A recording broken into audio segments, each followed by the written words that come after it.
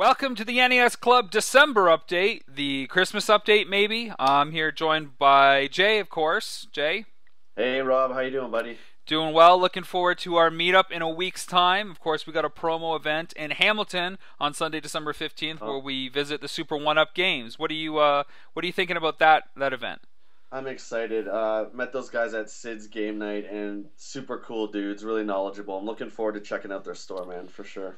Yeah, it should be a fun event where we do a little bit of a signing. We'll be bringing some posters with us to give away, and maybe one lucky fan will get to have this, which is an NES Club NES replica box. We've had a few of these made up to give away as promo items, and maybe when the film gets released, a few can be purchased as well. Very limited supply, Yeah. so that's why we can only kind of give one away right now. A little bit of an update on the film as I check my list here. The first cut of the film has come and gone, which is a good thing. It means we're progressing, and we're in the middle of the second cut. Now, the second cut of the film, we're really focusing on the on-screen graphics as well as some sound notes and laying in some temporary music. The previous cut ran about 2 hours, pretty much on the button. We want to thank everybody who had a chance to watch that for us and provide us feedback. But we can't guarantee the length of the final cut, of course. Now, we've had a lot of different suggestions. Jay, you and I talked about the final cut a lot when we were Yeah. on the road and stuff, and I was aiming before 90 minutes to 2 hours or so. What are your thoughts on the final cut? I don't know. What do you think the final length should be? Do you have a rule? Do you just have a feeling? Does it matter? Should it be 3 hours, 4 hours, 60 Yeah, minutes? yeah, let's make it longer than Lord of the Rings. That'll be good. Okay. I Should be think, easy to do. yeah, I think the 2 hour mark would be good. There was so much awesome footage that we captured. I don't want anything to be left out, right? So I think I would be happy with 2 hours. Yeah. Okay. All right. Well, we'll see what we can get. Please let us know on Facebook. Message us what you think the final length should be. The 90-minute to 2 hour kind of standard usually comes from a theatrical kind of distribution method where they want to have as many screenings as possible. So when you go over 2 hours, it limits the amount of screenings they can have per day. And because we don't really have that necessarily that restriction, we can kind of go a little bit above and beyond if we want to. So let's get into some of the next stuff that we got. We got a quick mention maybe about Collector's Corner, Jay. Now, this is a page that you primarily run. It's associated with the film, of course. It's kind of a destination for collectors out there that want to kind of talk about their different finds and just different things about collecting. So maybe tell us about that Facebook page. Yeah, well, I think you and I started it shortly after my portion of the film was complete. Yeah. You got the collecting bug again, so I mean, you started really going out there and getting the games again, which was wicked. And we just wanted to kind of share that excitement with everybody. I mean, it's a page where everyone can post their finds as well as just talk. I mean, it is the NES Club, yes, but we're Yeah. fans of every single game system from the very beginning up until right now. So post anything. Like we've been doing a lot of TurboGrafx stuff lately, which is a system I love. Sure. Love to Yeah. talk about that stuff. So yeah, guys, post all your finds. Let's get some discussions going. Yeah, there's a lot of cool stuff that's happening on there. I mean, and the community is really nice. I mean, somebody was talking about the PC Engine just today and letting people know in a nice way that that's the Japanese version of the Turbo, which has an expanded library and all that stuff. And we just have some fun debates. Like you held up your copy of EGM and it Yeah. says, which is kind of better, Turbo or Sega, and that ignited a bit of a debate. So that was kind of cool. Is there any other thoughts or updates on your end, Jay? Because after you get a chance here to maybe share something with us, we've got a barrage of questions that we got to get to. Just working like crazy, man. It's Christmas time, so it's rather hectic. And with the new consoles out as well, it's super busy where I'm working right now. Got a new addition to my family. I got a new puppy. We decided to call him Liam Skywalker Bartlett.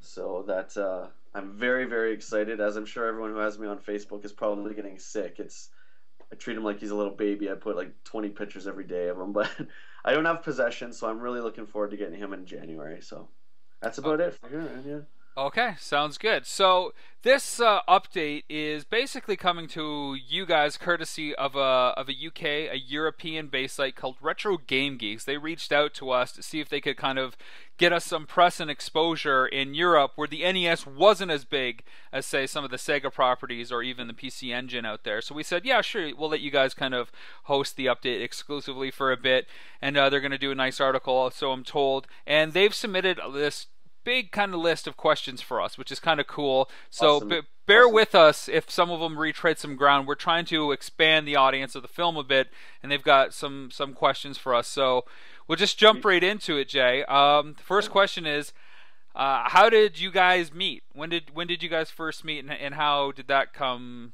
together? You want me to answer that one? Sure, go ahead. Well, we actually lived three doors down from each other when we were growing up. I'm a handful of years older than you, not too much, but we just basically we grew up together on the same street. And what's awesome about that is that when we got a little older too, I became friends with a lot of your friends that you went to school with, who basically all lived around our little block area within a 5 minute walk. So I mean, those guys are still my best friends today. So we all grew up together, and that's pretty rare, man. Not a lot of people get to have that luxury. So that's how we met. I would concur. Not too much to add. What connected you to each other? A shared love of a certain game, consoles, a company like Nintendo? What kind of made us stick as friends, basically? A little television show called Masters of the Universe. That was the first thing. I absolutely loved He-Man, especially when I was a kid. And I don't know if you liked it before or not, but whatever, we just played with our He-Man toys all the time, and then we got into the superheroes and Star Wars and all the geek culture stuff. Then of course you discovered the NES and stuff, and that was pretty much it. So Yeah, and one of the first games we played together, I remember, was Spider-Man Atari. So I guess that oh, if you were looking for like kind of a first gaming experience together, that yeah, was definitely up there. Spider-Man for the 2600 is still tough. Like some are good actually. Played it not too long ago. It's not very good. All right, so describe the conversation that led to the decision to do this project. Now, we touch on it a bit in the film, and we kind of mentioned a little bit on Kickstarter and stuff. So give us maybe like the short version of how this came to be, the events surrounding us kind of taking this on. Well, as everyone knows, Rob's a brilliant filmmaker, Oh, shucks. and I was rehearsing with my band at the time, and for whatever, Rob and I we talk almost daily, and he gave me a call, and he's like, Jay, I want to do a documentary on collecting. I was like, sweet. He's like, I want to feature you in it. I'm And a of huge course, to jump in here, we had done one collecting in the past, a short documentary on collecting already. Yeah, that was called Fanboys before the big Fanboys movies. This was a Yeah. long time ago. So yeah, we worked together in the past. For anyone who knows me or doesn't, I'll just throw it out there. I'm a huge Star Wars fan. I just love Star Wars. So Rob wanted to feature my Star Wars knowledge and my Star Wars collection in the movie, and it there was just something missing. I mean, no one really wants to sit there and watch a guy talk about his Star Wars toys. And then we changed it to where we were going to feature three different collectors. Then I said, hey, well, my game collection's huge. Why don't you follow me when I go out on my roots and when I'm picking up old games and stuff? And then it started spiraling from there. You take it away from there. Yeah, so then it was just really about honing the idea because we kind of knew that it had to be focused on collecting in some way or another. And it was like, okay, we can't just follow three people around collecting games and stuff. Like, what's the center of the story? And we had to be very conscious to avoid other things out there or other shows online and stuff kind of do that. So I said to you, like, one day, I'm like, what if you just try to get the entire NES library? What if I filmed you doing that? And you're like, kind of, Yeah. wow. And I didn't hear from you until like the next day. And then I'm like, and when we talked again, I'm like, what if we did it like in 30 days? And then what if, we did it with no online purchases? Because you're like, well, I can go on eBay and basically click and have a whole collection. So we said no online purchases, 30 days, almost 700 games. and it was kind of enough. It seemed like. Do you remember the very first, like, once that was the skeleton of the project? Do you remember the very first idea you had? Rob had this idea. Uh, Oh, I'm using my own money, right? So we had this idea that I would collect all the licensed retail NES games, but whatever store I went into, whatever NES games they had, I had to buy them all there. That was the actual original idea, and we were gonna do that. And then after thinking it over, the next day we're just like, yeah, man, I'm gonna be broke in like 2 or 3 days of the 30 days, because what if we go into a store that's super high priced? yeah. So we took that out of there, which was a really smart idea. But I really liked the whole time limit thing. I mean, that really, really, really made it interesting. That was your idea, so good job. Yeah, yeah. Cheers. Yeah. I mean, looking back, I guess on it in hindsight, that would have been a horrible idea to force you to buy what was ever there, because it would have been really luck of a draw, and it would have taken a lot of the strategy employed in the challenge. So you have the time and the money, and if you're going to see these games again down the road, if you choose to pass them up, or if you get them, if you see them down the road again, Yeah. are they cheaper or not? How does that fit in and stuff? So And, that's and the, kind of the conversation, I think, and it just kind of worked. Go ahead.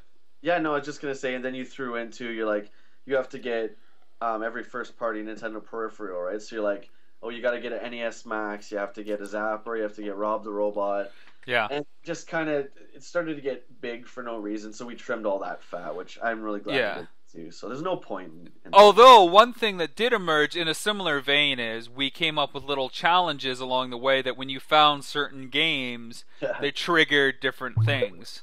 And we don't have to Yeah. get into that too much, but there was that kind of aspect that doesn't really survive in the cut of the film, but it was more amongst us, so that was fun.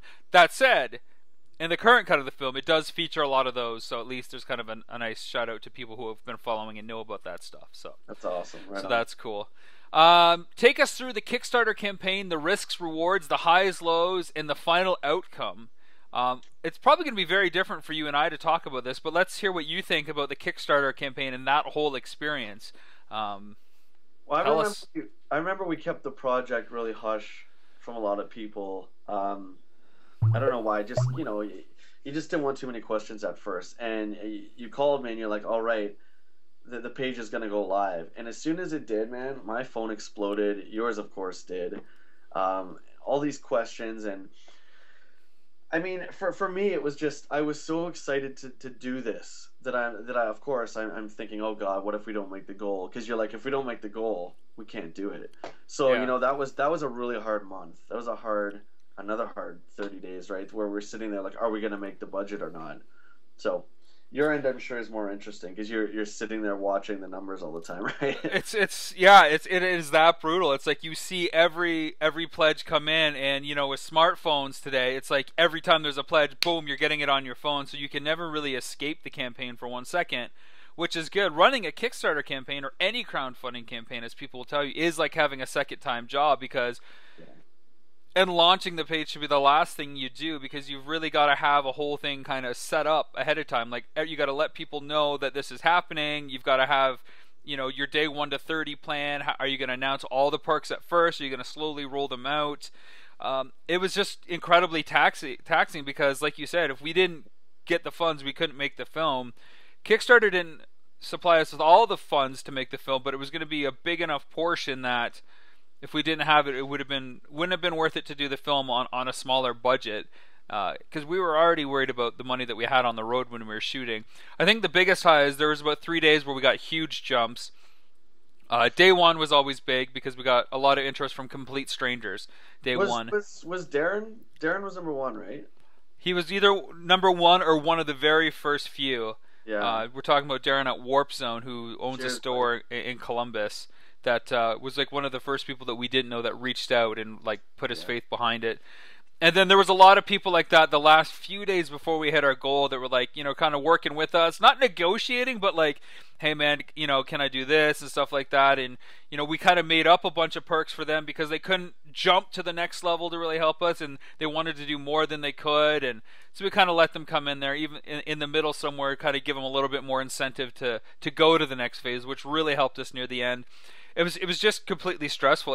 The question asked, what were the highs and lows?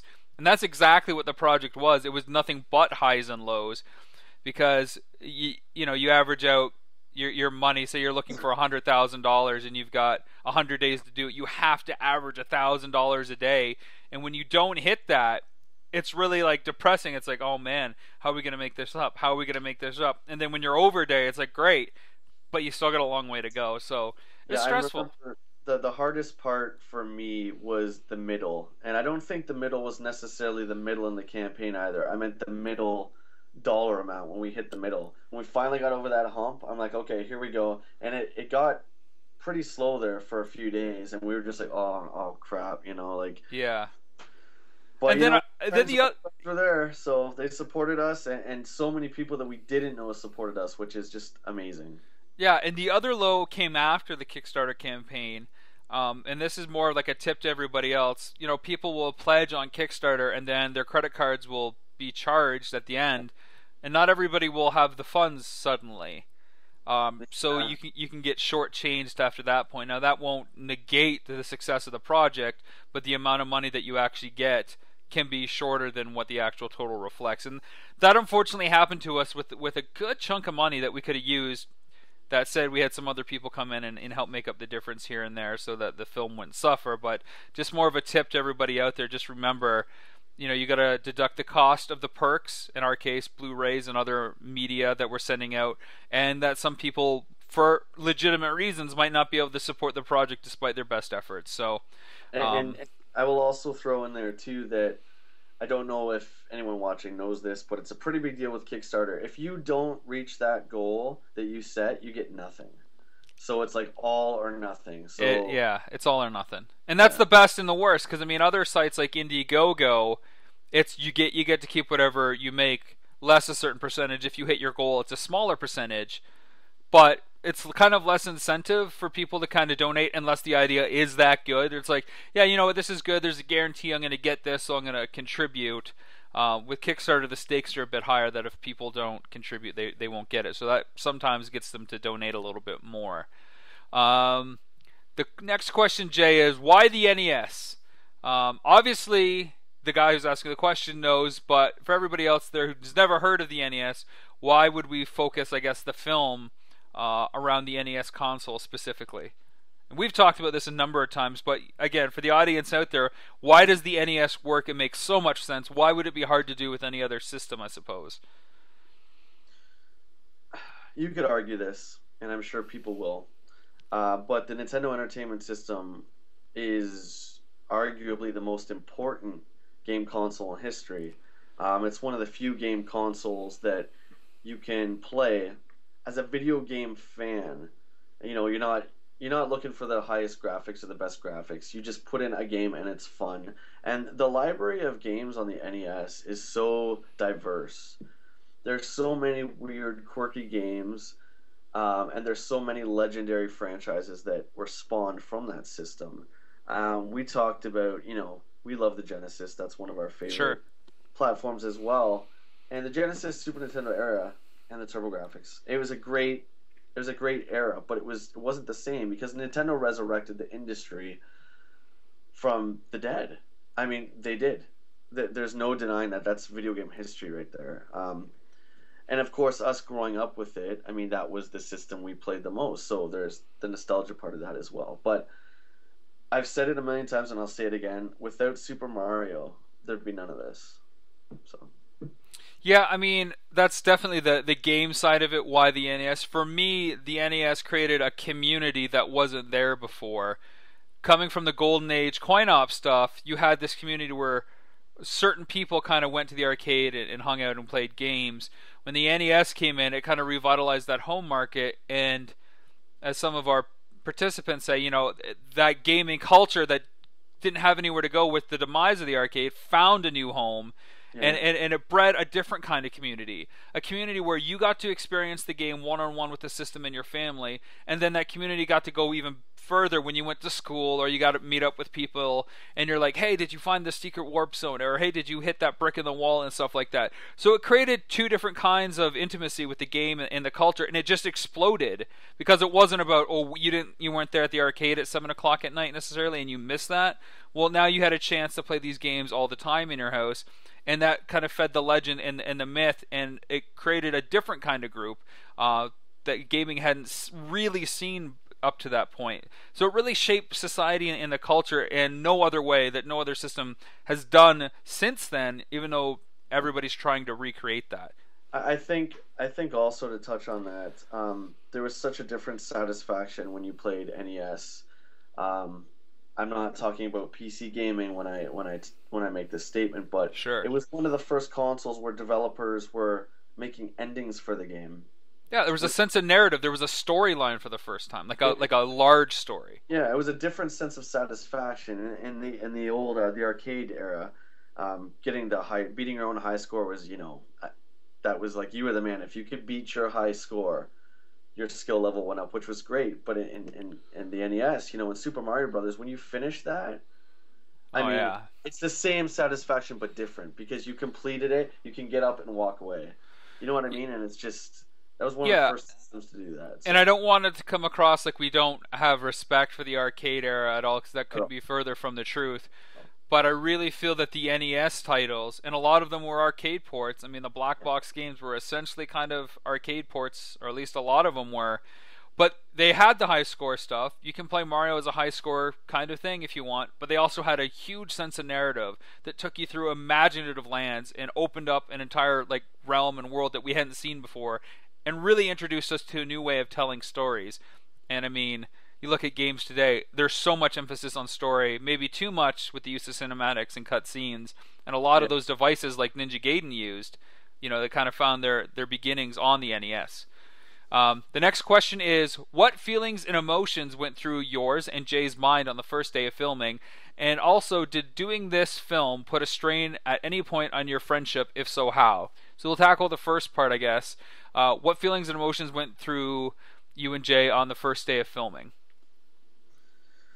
Um, wow, there's so many. So many. So we should probably maybe clarify this too. Yeah. Do you want to talk about filming your journey? Because we filmed a bunch of stuff before your 30 days, and I filmed stuff even before that. So let's talk about day one of the actual journey, I guess. Sure. Because that's when it was really kind of on, and you couldn't go back because this is what we had to capture. The basic emotion that went through me that very first day was fear, plain and simple. For the simple fact that we started to go in the first few stores and looking at prices. And Well, my you went mind, to Friends first, day one.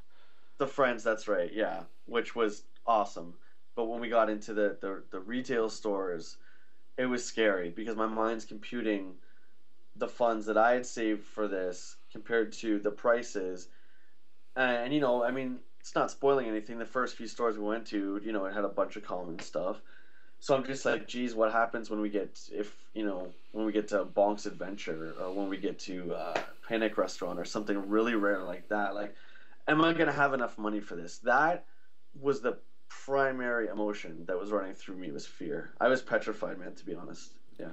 And then you started to get worried if what you were doing, like there was you collecting side, like how are you going to be able to collect? And then you started to worry about what you were doing on camera, if that would be interesting enough. I remember that was a big concern. You're Yeah. like, are you sure this is what you want me to do? This is kind of boring. I mean, I'm looking at games on a shelf. Yeah, and from what I understand, it's anything but boring. So I'm really happy with that. But yeah, I mean, we talked a little bit about it before. You guys would scout the location, and I would stand outside. I wasn't allowed in because you have to capture my reaction.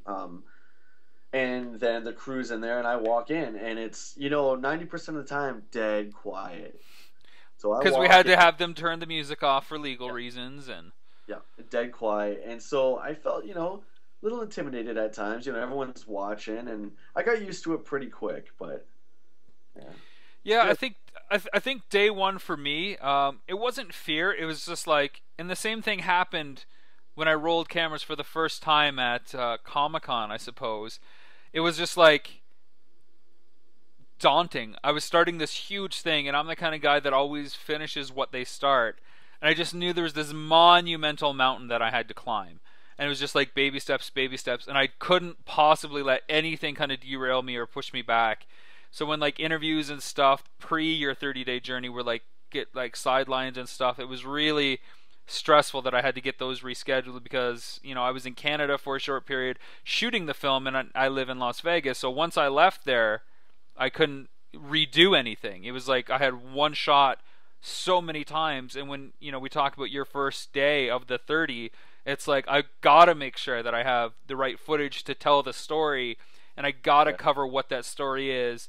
Yeah. I can't just rely on the fact, I'll cut it together somehow in post. I gotta make sure that I have enough, which is why we had two camera people for most of the time, just in case I needed the angles and stuff like that. So that's kind of what was going through our head. The second part, Jay, is did this put a strain at any point on your friendship? If so, how? You want me to answer that? Go ahead. Absolutely not. Nope. Well, I seem to recall a few times where it was really kind of like frustrating. Oh, shut up! You don't know what you're talking about. Yeah. There was a couple times when we butted heads, but you know what? We both know each other back and forth, so sure. It was brushed off rather quickly. Rob can be difficult sometimes, and I can be stubborn sometimes. So I think a lot of it too was just the fact that we were friends, and now we were doing something like going to work, and you were kind of in charge of how you wanted to do the challenge, and I was in charge of how I wanted to do the film, and there's obviously a natural overlap and cross session there. And I would ask you stuff off camera so that the audience would know what you're thinking. And one of the things I knew you hated, like even like a third way into the journey, was like I would always question everything that you said and all your strategies, and it would drive you nuts. But I had to play devil's advocate, and until we kind of actually like literally explained that or we talked it out, it was just frustrating. Thoughts? Yeah, you would play devil's advocate, and I get it now, but I didn't really get it at the time. So I got frustrated a few times at you. I'm like, you'd ask me, "Oh, do you want to go here?" And I'd be like, "Sure, let's go there." And you'd be like, "Well, why do you want to go there?" I'm like, "What do you like? Tell me where we're going, man. Like, make up my mind for me. I don't understand. Is this wrong? Should I not be going there?" So yeah, there was a lot of things like that. And this isn't a major motion picture where you have 6 months to a year to develop the pre-production side and you prep. We had like 2 months before Jay and I started filming like the journey proper. So there wasn't a lot of time for communication between him and I on how things were going to go. A lot of it was done on the fly, for better or worse in some situations. So the next question, Jay, is what's the strangest thing that happened on the road? Are we keeping this PG, or how do you want to do this? What's rated R? I'm kind of curious. Okay, well, I don't know about the strangest, but there was one night in particular where we all went out to one of the bars there and had a few drinks, and it was really fun. And I remember we got pretty annihilated, and I kind of stole this pet unicorn from our cameraman Sarah. She picked it up for her son, and I had to have it. I had to have the unicorn, and we were drinking tequila, and it was getting sloppy. And Davey the mascot. Yeah, Davey the mascot. He's great, and I remember just constantly eating his head and stuff. And oh man, it was. Well, Jay, at the moment, people will get to see this because that footage right now is in the film.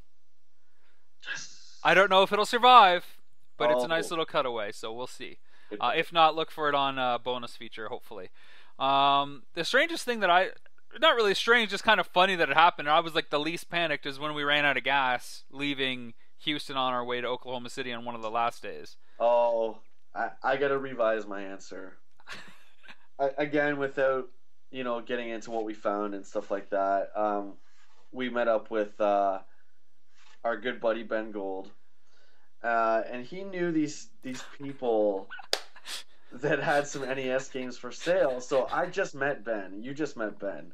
Yeah, Ben Gold, legendary gamer, first kind of like televised, video game champion, I Great mean, guy. for all you guys out there, the analogy would be, I mean, like this is like Rob and I meeting Wayne Gretzky and getting to chill it with Wayne This is Gretzky. like meeting like somebody from the Justice League. Like, oh my God, here's Ben Gold. How's it going? Yeah.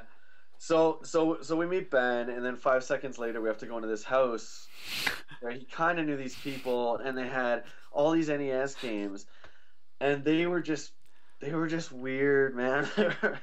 They were Yeah. weird. So the backstory is Ben was set to be in the film. He messaged us like on day 10 and said, "Hey, we're still trying to figure out what we can do together as far as like a segment." And he's like, "Well, my brother-in-law, I think, runs kind of a pawn shop, and somebody brought these games in. I didn't know what they were worth, but I thought it'd be cooler if Jay kind of tried to barter for them on camera, so when you come visit, we can check them out." So it wasn't quite clear that we were going over to these people's houses. I expected Ben just to kind of pull out a box and Jay would kind of go through. These people had these games laid out on a table, and Jay had to kind of barter for them, and some of the expectations were a little unrealistic. Yeah, right away, right away I see the games, and I knew there was nothing I needed. But they had a Zelda Gold cart. I can't remember the exact dollar amount, but for some reason these people thought it was worth like $1,000 or something like that. 15,000. 15,000 for a gold Zelda. I'm like, no, that Zelda is a very common game, and they didn't want to hear that. Yeah, Um, it got, I mean, as awkward as it was, like yeah. our entire film crew and Ben Gold walking into these strangers' houses, but cameras and stuff, and they were really weird and really creepy, and they made us feel really uncomfortable. And they were watching us. Remember, the whole family was kind of yeah, surrounding us, and it felt like they there were was a point. gonna. There's a point where you and I are looking at each other, and we're just like, I don't know, I don't know if we're gonna get Uh, out of this house, man. it's like this is how horror stories start. I figured, the third act of the film would just be like some sort of Blair Witch documentary, like we got to escape this crazy don't house. Because don't when put you the said no, that you'd offer them like $10 for a copy of Metroid or something, yeah. the one guy like left the house and like slammed the door. It was like, oh, okay. And it's just really awkward, just And then they were strange. asking my professional opinion what everything was Yeah, worth. So I told them what all the carts were worth. Oh no, they're worth more than that. I'm like, okay, well, sorry, that's what they're worth, but you're not going to get more than that. But they're going to go on eBay and they're going to make their millions. So anyway, that was a scare. that's a good one. I forgot about that one, and right now it's not in the film, but it's a good kind of anecdote to share with people and stuff like that. But it might make it in the film. Who knows? We'll see. How will we be able to obtain the final film? Talk us through how it will be distributed. I guess that's more in my arena. Well, we've been talking to a lot of people actually in the last couple of weeks. We're definitely exploring both digital and disc distribution, possibly limited theatrical run. That's pretty much it. You should be able to get it kind of on Netflix, iTunes, Hulu, cable stuff. And DVD. There are definitely worldwide partners involved, and for everybody out there, what that means is basically people that potentially will sell it outside the U.S. on our behalf. We will retain the right to sell the DVD ourselves, and we may do some screenings ourselves as well, just to help kind of promote the film. And we're looking at partnering with different sponsors in order to cover those costs of theatrical viewings and stuff like that, because it costs a lot of money to rent a theater, and of course for us to fly out there and travel. So some sponsors are talking to us as well about those opportunities. So when it's done, which should be about fourth quarter next year, you'll probably have a really good idea of how to get a hold of it. Just follow us on Facebook, facebook.com/the NES Club, and you'll have basically all the information you need to know. And of course, Retro Game Geeks will let you know as well. What's next on the agenda for both of you, Jay? Um, you And and we got to I. maybe be a little guarded about this because there's a few Nope, things in the pot that we can't nope. say too much about. I was just gonna say you and I are talking. We have a bunch of ideas actually that we're gonna Hmm. pursue. So there's definitely some stuff in the works. Yes, we have thought and talked about a sequel as well. Nothing confirmed. I mean, it's got to be Yeah. right. You don't want to do something like this and make a sequel. The Super Nintendo Club, like everybody That's says. what the Satan's Well, doing it. And again, it's not even out yet, right? So, but there's definitely some things in the works, and that's all I'm gonna say right now, guys. But there's stuff, yeah. yeah, I mean, Jay and I have talked about some different sequels or spin-off stuff, I guess you could say. I've also got 3 or 4 other documentaries that may have funding attached that I can pursue. One or two is gaming related. There's a couple that are not gaming related. Um, with me because this is like my career, so to speak, and Jay's considering making it his career as well, depending on how this first film goes. He's crazy if you ask me to get into this industry, but it really depends on how this first film goes, and I don't want to necessarily be pigeonholed as the guy who does video game docs, though that would be a pretty great fate. So we will have to see how that happens. Um, how much harder do you think this would have been to execute had you not done this with a camera? Do you think people were nicer or maybe even meaner knowing they were being filmed? Is it fair to say that people found it harder to say no on camera to any of your requests? Jay, let's Yeah, talk about this with you. How hard was this doing on camera for you? it was weird at first. Like I've talked about before, it was almost like a reality TV show kind of vibe. I mean, two cameras in my face, a But boom. so much more sophisticated and cinematic than reality TV. Absolutely, it is a film after all, folks. Um, you know what, Rob? I had both. I had some people were a lot nicer, and then some people didn't want anything to do with us when we had cameras, especially in a lot of the like the flea markets, a lot of the like the shadier places. We Yeah. brought in, you and I would always walk up, and our producers would walk up and say, "Hey, we got a crew here. This is what we're about." No, no, no, no filming, no filming. Yeah, so it was a mix of both, to be honest. Yeah. Yeah, I think that we made the conscious decision early on not to call stores ahead of time, other than a couple that knew we were coming and kind of knew about us from Kickstarter and kind of invited us. But we didn't want to call stores ahead of time and let them know and have them say, no, you can't shop here, because I couldn't run the risk of not having the footage. So it's really kind of hard to say no when somebody, like an independent filmmaker who's starving, says, look, I'd love to film in your store, promote it, that kind of thing. When they're right there, it's so easy to hang up the phone and say no. So we kind of took the gamble and said, we're going to come and shoot if that's okay, and just kind of played it by location. And unfortunately, there was a little bit extra setup time in that, which made you waiting around for the games a little bit. It wasn't just like in and out, in and out, in and out, unless like some of the locations like Pittsburgh where they were all really close proximity, and we knew that we had carte blanche, so it was just like boom, boom, boom, boom, boom, we hit them all. Yeah, that was a fun Um, day. it was really difficult, and funny enough, one of the last stops that we had, um, a guy we told only when we arrived there that we were this film crew, and he had done some research on us and found out who we are before we came. So it was kind of interesting to see how the spreading of knowledge on the film kind of went out there, and of course that played in with a rival collector as well. He knew we were coming, and he scored some games and stuff like that. And as hush hush as we tried to keep the thing, word got out. So I don't think I would change it too much next time. I think. Knowing the stores and the chains that said yes, I would probably go back to them pretty much exclusively and visit some of their other locations, and then that wouldn't be an issue kind of going forward. So live and learn, I guess. Hmm. Do you think they were nicer or meaner knowing they were being filmed, Jay?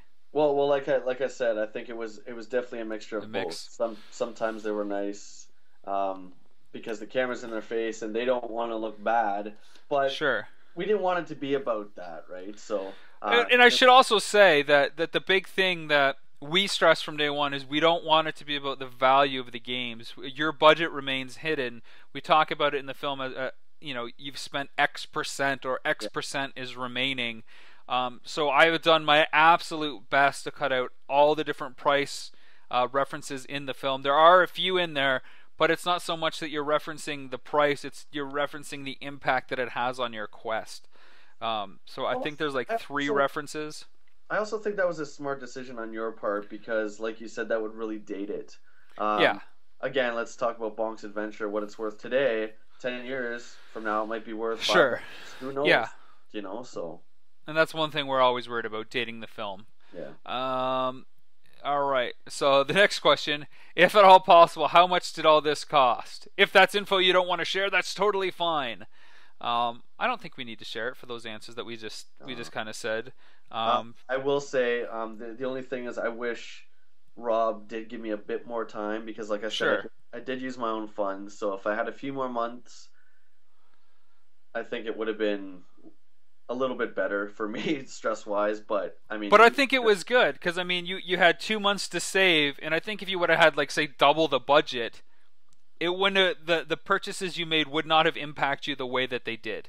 You Yeah, know, because if you go into a store and money's not an issue, I mean yeah. that's not much of a film, right? It's just me buying things, big deal, right? Yeah. So So I think it worked out kind of perfectly. You yeah, know, it wasn't an element that we ever really discussed. It's like, okay, well, this is all you got if you're going to do it. And it was like, okay, I'll do yeah. it and make it work. So that kind of played out well. The next question is a little bit more of a fanboy question. It's Mario or Sonic and why? Oh, Super Mario, absolutely, hands down. Why? You? Why? Um, I'm- I love Sega. I love Sega, but I was never a Sonic guy. Never. I've played them all. I own them all. There's just something. There was something about Sonic, especially in the first couple. He's a The bit of an side, instigator. the side-scrolling ones. That's right. He's a troublemaker. Where it's like Ha he would hit the thing and start going really fast. I think you just put the controller down for 6 minutes and watch him go through all the loops and stuff. Um, Again, I'll say without Super Mario Brothers, there would be no Sonic. So, I mean, Super Mario Yeah. is a perfect game. The controls perfect. It's the perfect length. There's just the amount of secrets. You know, you can finish it, or you can do high scores. Hey, Mason, you know what I mean? Like you can do both, man. So Mario all the way. What about you, Rob? I definitely concur. Mario is great. You know, there is always something to be said for like the original platformer, and I'm sure there are other instances of characters like you could say Pac-Man maybe is a little bit more. But like when it comes to like side-scrolling narrative platformers, Mario's the guy. I like him because he's an everyday guy. You know, he's a plumber, and he has this opportunity to become so much more. I think it's really reflective on the audience. You know, you start off as this little guy, but you could be so much more, and you could see so much things and discover so many secret worlds and passages and characters. I think it speaks to everybody that likes superhero films because it's like, what if this was you, and then all of a sudden you were bitten by a radioactive spider? Well, this could be your world. So there's just something on a story level that works for me about Mario. So, Yeah, absolutely. um, And it's just a perfect game. That's all there is to it. Yeah. Retro Game Geeks kidnaps you both and volunteers you to go to Mars for a one-way colonization mission. Which 5 games would you each take with you? This is a tough question.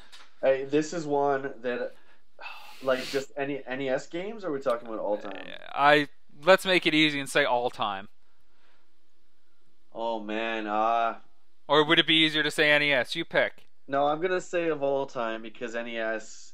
I've always had the 5 game Desert Island thing. You know, all my gamer buddies we talk about this all the time. So, Yeah. okay, real quick, Perfect Dark for N64, World of Warcraft, which I absolutely love, Rock Band. Oh God, do I love that game. Um, One of the Zeldas, I'm not too sure which one, and you got to pick Mario Brothers 3. There you go. That's pretty good. The question doesn't specify if you get to hang out with people that are there or if you're on your own or if it's like you and I going together. So I don't. I'll just assume that there's other people there. So I would probably say Rock Band 3 for sure. Yeah. No Mercy for 64. Yeah. Really fun. Yeah. Super Mario Brothers 1. NHL 94. And Final Fantasy for NES. Yeah, you love that game with your 4 warriors, don't you? That's right. I'll never be able to finish it, but I could get pretty far. I didn't specify the Zelda game. So honestly, if it had to be one Zelda game, it would be Ocarina of Time on 64. Sure. So. Why should more Europeans play the NES? Sell it to us as a games machine like we've never heard it before. So pitch the NES to the European market because they were a little bit more dominated by Sega and some other offerings. Like I said before, the NES is probably one of the most diverse video game consoles that ever existed. You have platformers to RPGs to puzzle games. You have every type of game, and there's so many legendary companies that are still around today that made games for this system. I mean, these companies started in the arcade, sure, but their name got known through Nintendo. Let's do Capcom, Konami, Taito. I mean, the list goes on and on, right? Nintendo, you know. Yeah. I think that, you know, if you haven't played the NES library, now's really the time. I mean, rarely do game libraries get up to as high as 700. I think the PS2 had like 1500 or something like that. Yeah. But the percentage of quality titles that the NES has is astoundingly high. I mean, I remember talking with people that when I get a game system like post 2000, that if I can find 10 games for it that I like, it's a pretty good hit. The NES library just has a wild breadth of games out there that appeal to a lot of people. You don't have to buy it because like consoles today play the best first person shooters, or this is the RPG console, or this is the platforming console. Yeah. The NES had everything and lots of varieties of everything. I mean, I think it was pretty dominated by platforming, but even within that, there's a huge subsection of different kinds of platforming. And just like you said, man, the franchises and companies that are really known for their NES titles. Of course, you've got all the first-party Nintendo titles, but then you also got the Castlevanias. You've got the Mega Man series. Right there, that's almost enough to sell anybody. You want to play the hardest games, that's where you go. Yeah, absolutely, man. I totally agree with you. What's your advice for collectors in America today? You want to go? Or Canada, I guess North America. Sure. Because collecting on our side of the world, I guess, is a little bit different than in the UK. I guess we're a little bit more fanatic about our collections. Advice for collectors. And this echoes another question later, but it's a little bit different. Okay, so I would say my advice for collectors, and I've been collecting my whole life, is you got to shop around. Don't buy something the first time you see it. Shopping around is definitely the way to go. Haggle. There's nothing wrong with haggling. I started this journey and I was terrible at it. I got pretty good near the end, I think. I was pretty good. Maybe a little too good, but yeah, you got to shop around. You got to keep your price guide up to date. Keep refreshed on the prices. Don't be looking at a price list for 2005, when Little Samson was worth $20. You got to keep it up to date because these games fluctuate so much. So there you go. Yeah, I would say my advice is really do your research, like you're saying, not just rely on one source for pricing and stuff like that, but multiple, and just know really about what you're trying to collect, so that when you are in a position where you're haggling, you can see how much the other person actually knows about it. And your knowledge behind the item will oftentimes help you get a better price. Like, well, it's not that rare. There are different editions of this. This one is like this. I saw another one that had a label rare that went for a third of this. And sure, this doesn't have a label rare, but it has somebody's name across. It looks like somebody set a sandwich on it.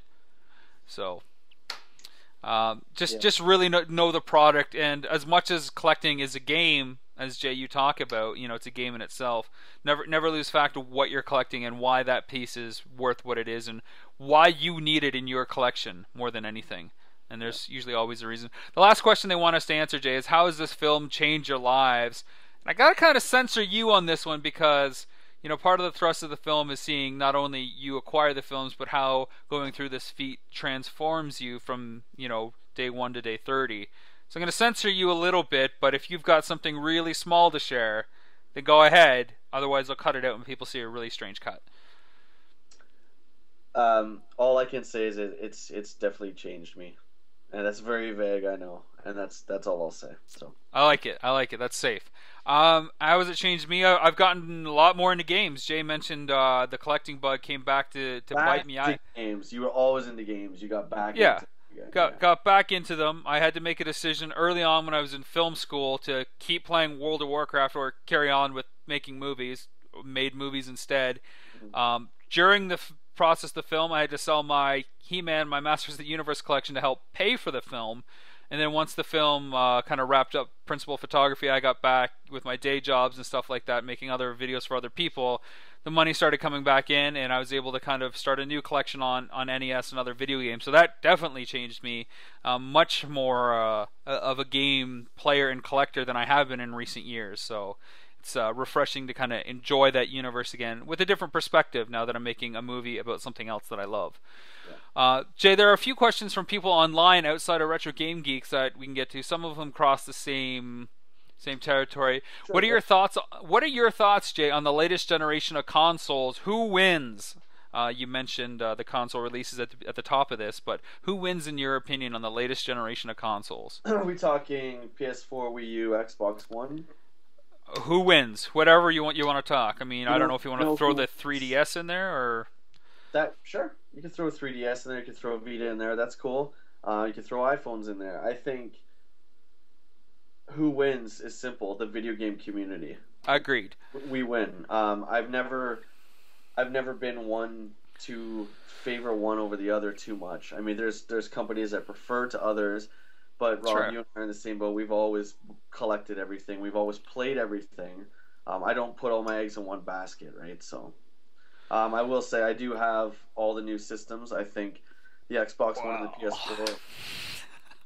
What? Well, la-di-da. Isn't that nice, Mr. Video Game Hardcore fan? I know that the light went off there for a second. I thought the Uh-huh. camera The light, stopped there. the light went off. Yeah. No, that's So, cool. I mean, I think for a lot of people, money is definitely something they got to consider. Um, I have a PS4, and you have both PS4 and Xbox One. I will probably at one point get an Xbox One. I just got a 360, for example, thanks to Crazy Black Friday in America. yeah. But I think you're right. Gamers really win. For me, it's not about brand identification. It's about this library, and it's not even about retro versus current gaming for me. It's like, Oh, what game do I want to play out there? And kind of I look at it as a book. What do I want to read by what author? So this author does these kind of games. This author does these ones. So it's so just kind of like that's my choice. I walk into a literal library and I can play whatever. It's kind of equal footing. I picked the two big boys up this year, the PS4 and the Xbox One, and I have to be honest, out of all the launch titles, and I'm not talking about games that are on last gen, so I'm not talking about Assassin's Creed 4 or Call of Duty Ghosts, blah blah blah. Sure. Exclusives. The only one I was really truly interested in was Dead Rising on the Xbox, and the game rules. It's great. Yeah. I have I that. would I have Killzone, and that's it. So I would give a shout out to Super Mario World 3D, which Oh, is on the Wii U. Wii U, of course, is a year older. I was really skeptical about this because one of the things I don't like is third-person games because the camera usually gets to be a pain in the butt. There are times that it frustrates the hell out of me in the game, but overall, it's a really polished, fun experience. absolutely, man. When will you be coming to Florida or other parts of the country? When the That's film is done and we have kind of sponsorship secured to bring us to those locations, or it makes financial sense to show the film in those areas, or if there's a convention or event that welcomes us in a capacity that we can talk about the film or other interesting aspects of our gaming and collecting sides, then we will be there. Simple as that. So I would probably say if it's not a big event between now and before the film's released, hopefully something after. But we're always looking for kind of sponsorship opportunities. So if you live in an area and you want to see the film there, call your theater and see what kind of deal can be done. It costs a lot of money. We don't have a lot of money as independent filmmakers, so travel's expensive enough, believe me. I want to go to Florida though. I would love to go to Florida as well. Why not? Why not? What's the secret to a good collection? Doing it for yourself and not for anyone else. Getting the games that you want, not getting the games that people think you should have. Simple as that. Yeah, and that's a tough one. I mean, if you're happy with every game that you get for your own reason, then great. Like Jay, there's a section in the film where you go through my games and you laugh at me for having Bassmasters on Genesis or whatever. I love fishing games, and that's why I want it in my collection. I don't have to justify my purchases, just like you don't have to justify yours. It's kind of what you like. Yeah. But I mean, we've kind of talked about advice for collectors, but is there any kind of one tip for collectors? Maybe something specific like selling parts of your collection. If you're trying to sell stuff, I don't know. Maybe like what's the one thing that you got to think before you go out, or maybe displaying your collection. I don't know. Best tip for collectors. What do you think? Oh, I don't know, to be honest. Displaying it is, again, it's half the fun. I mean, for me, my entire house is covered in collections, whether it be Star Wars or video games. I love displaying it. I'm sure my my fiance doesn't love it too much, but that's another story. Displaying it, yeah. I'm kind of getting sidetracked here, so go on there. Yeah, I mean, some people like to, show people their collections, and some people don't. Some people are petrified about what they've invested in stuff, and they lock it up in kind of a vault for a good reason, I suppose. And other people really want to share that collection with other people. And I think you just got to kind of make up your mind Yeah, what you want to do with your collection. I think it's important that the people you have in your house or wherever your collection is housed, that they respect it too. Just say, I mean, if you get freaked out by them touching things, just say, hey, please, let me get it down. Let me get the system down for you or the game down for you if you want to take a look at it. Yeah, so. The last question, Jay, is once the film is done, when can we expect the sequel to happen? I want to throw my money at it now for one of those cool collectible NES boxes and other kind of awesome stuff. NES box again. Well, like we said earlier, we've got a few things in the possible works. A lot will depend on how this film does. I mean, just like Kickstarter, if that didn't happen, we couldn't make the film. This film doesn't do well, then it's kind of hard to justify doing a sequel or a spin-off that uses the same kind of branding. It's just Yeah. it is kind of eggs in one basket kind of thing, and you got to take it at a one piece at a time. So we'll see where it goes. Does part of me think that we've got enough momentum now that if I were to announce another project before this one came out, that I could maybe raise enough funds for another film? Sure. I mean, but I think it's only fair to show people how this one turns out first, and Yeah. then kind of gauge their confidence if they want to support another one. I will say again, the video game community is the coolest bunch of people that we've ever come across. I mean, we've been gamers our Yeah. whole lives, but not at this level. And just all the doors that have opened because the wonderful people we met is just the possibilities are really endless. They really are. So I'm really excited.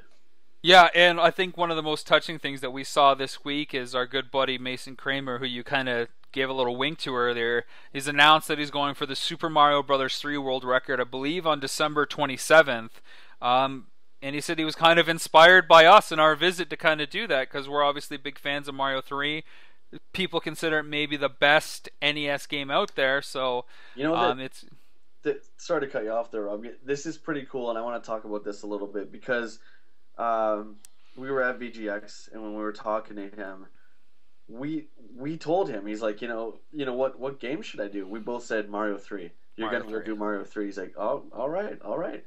All Lo and right. behold, he dedicated it. He put it on Facebook. Said he announced that he was going to do it. First two people he dedicated it to was you and I. I mean, Yeah.